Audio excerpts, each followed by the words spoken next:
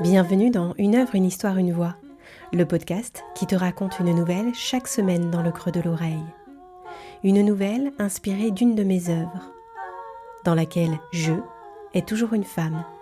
C'est moi, c'est toi, c'est une femme imaginée, une fille, une mère, qui vit des émotions, des rencontres, qui se questionne, qui solutionne, qui se perd, qui se retrouve, qui se construit. Parfois, il est question d'arbres, de feuilles, mais pas toujours. En revanche, toujours, il y a une graine que je sème dans le creux de ton oreille. Je suis la fille et l'oiseau, et il est temps de laisser place à l'histoire.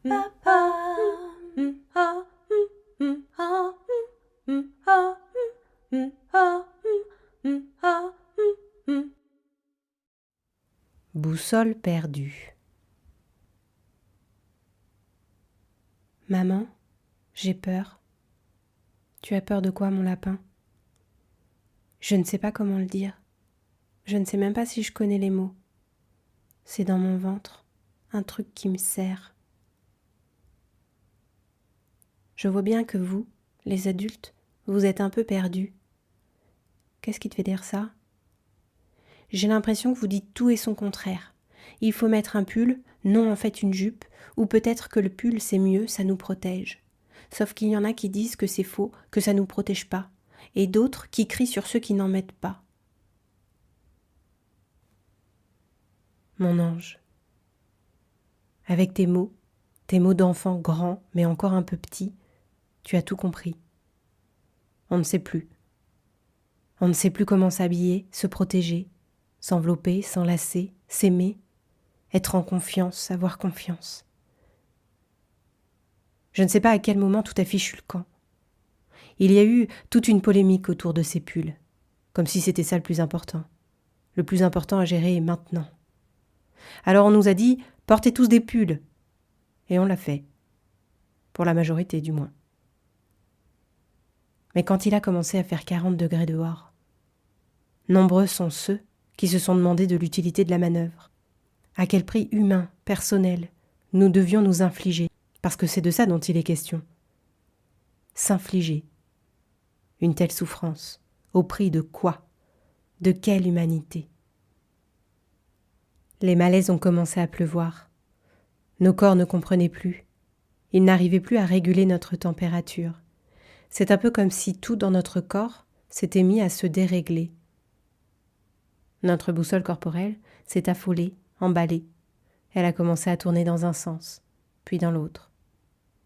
Un briquet dans notre poignet, c'était facile à suivre, et perturbant aussi. D'ordinaire plutôt stable, notre boussole n'arrivait plus à trouver son bon sens de fonctionnement. Il faut vous expliquer aussi que notre boussole de poignet résulte d'un ensemble de régulations.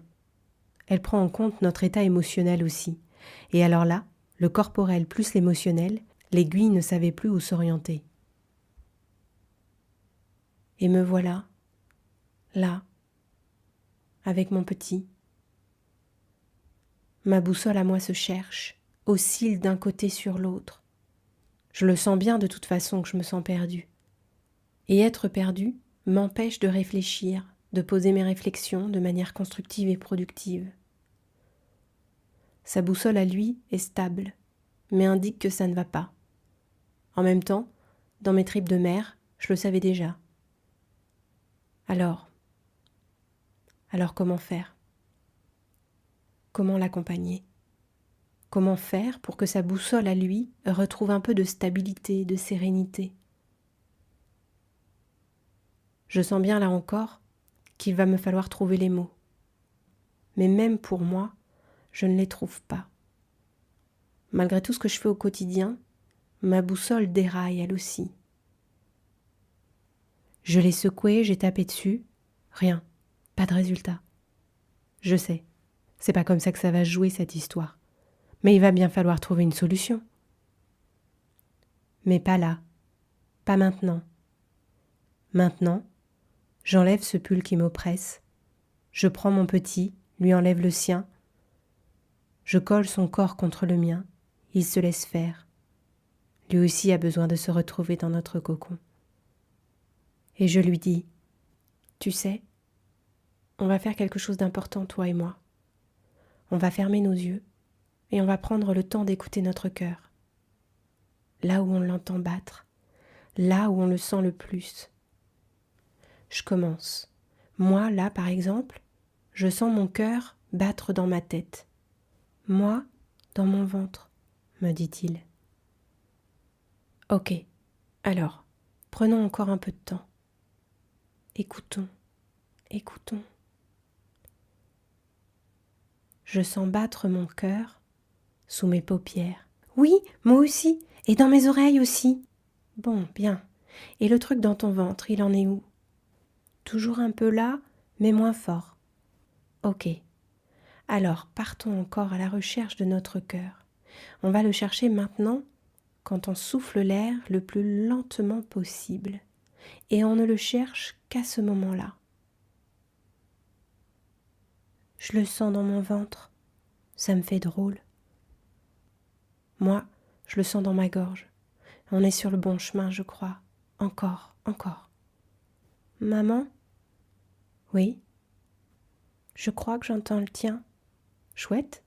Alors, si on mettait nos cœurs l'un contre l'autre, on se colle et on écoute ce qu'il nous raconte. Maman? Oui? Je crois que mon cœur, il discute avec le tien. Ah oui? Non, attends. En fait, mon cœur, il essaye de battre comme le tien. Eh oui, je crois bien que le mien aussi. On les laisse faire? Oui.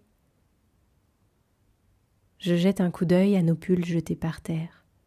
Puis mon regard se pose sur ma boussole, plus par réflexe que par réelle envie. Mais en fait, je connais déjà le résultat.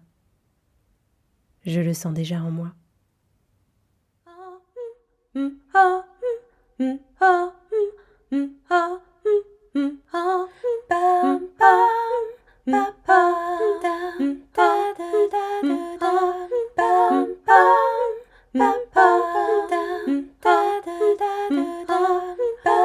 Merci d'avoir écouté cette histoire. Si la petite graine déposée dans le creux de ton oreille a germé en toi, alors je te laisse me le raconter en commentaire, par mail, sur les réseaux, sur le support de ton choix. Et je te donne rendez-vous mardi prochain pour une nouvelle histoire poétique et inspirante. C'était Une œuvre, une histoire, une voix par La Fille et l'Oiseau.